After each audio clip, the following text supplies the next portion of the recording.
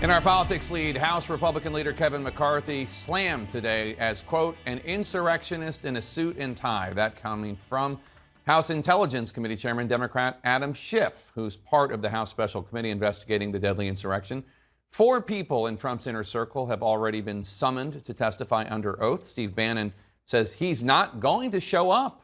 Joining us now, CNN's Paula Reed. Paula, what's going to happen to those who decide to not comply with congressional subpoenas? Well, Jake, according to Schiff, people who don't cooperate could go to jail. He says people who don't observe their subpoenas are going to be referred for criminal contempt. And the committee is prepared to urge the Justice Department to prosecute anyone who refuses to comply with subpoenas from the panel. Now, there are some signs of what could potentially be progress.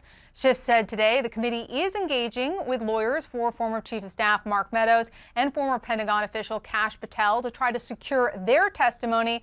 But as you noted, longtime Trump advisor Steve Bannon has signaled he will not appear until a judge resolves questions about executive privilege. Now, Bannon was not part of the executive branch at the time in question, and his blanket refusal to cooperate is unlikely to hold up. Now, Bannon is scheduled to appear for a deposition on Thursday.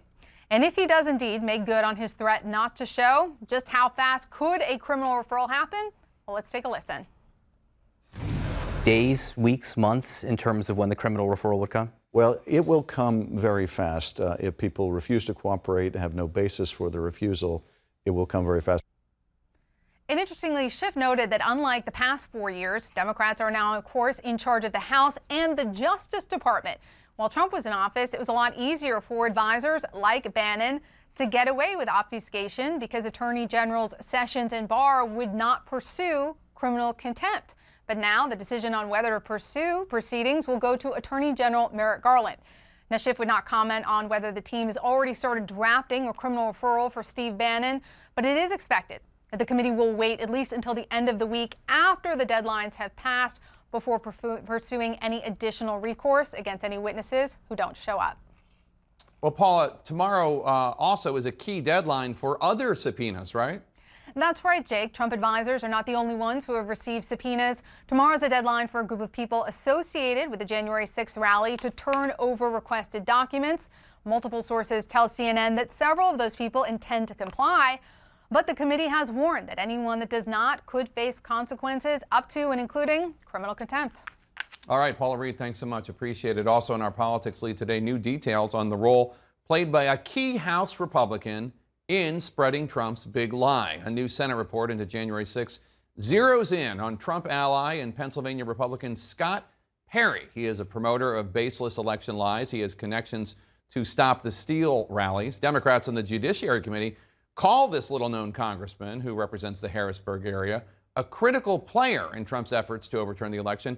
Perry went so far as to vote to disenfranchise millions of his fellow Pennsylvanians on the day of the insurrection.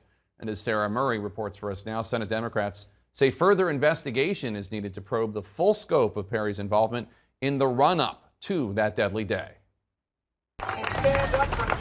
As a Pennsylvania congressman trumpeted baseless claims of election fraud. Oftentimes they say, well, there's not enough to overturn the election. First of all, we don't know how much there is. Donald Trump was lapping them up. The president was saying that these local officials, or I guess in Scott Perry's case, a federal official, had all kinds of information about all kinds of fraud and problems and things that had impacted the election. Former Associate Deputy Attorney General Richard Donoghue told the Senate Judiciary Committee. Now the 5-term congressman and Army veteran is facing scrutiny as new details emerge about his role in Trump's plot to overturn the 2020 presidential election results. Scott Perry of Pennsylvania. Scott, thank you.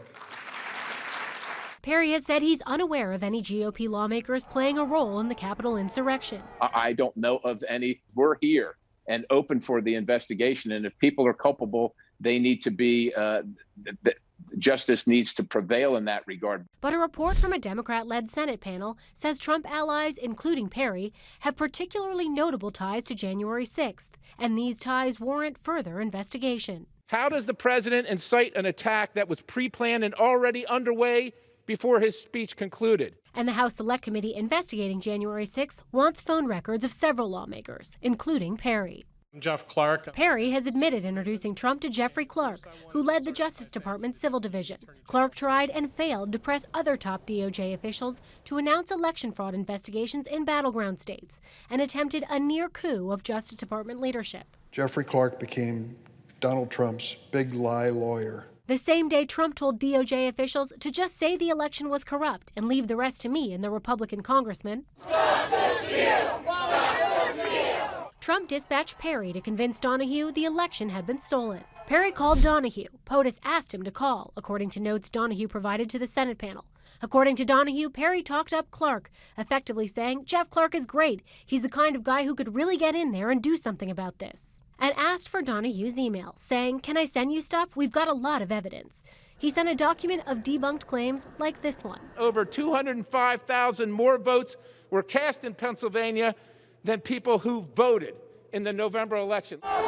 Claims Perry clung to as he objected to the 2020 election results just hours after rioters stormed the U.S. Capitol. Sadly, but resolutely, I object to the electoral votes of my beloved Commonwealth of Pennsylvania. An objection he still stands by as he continues to cast doubts on the election. Would you vote the same way now?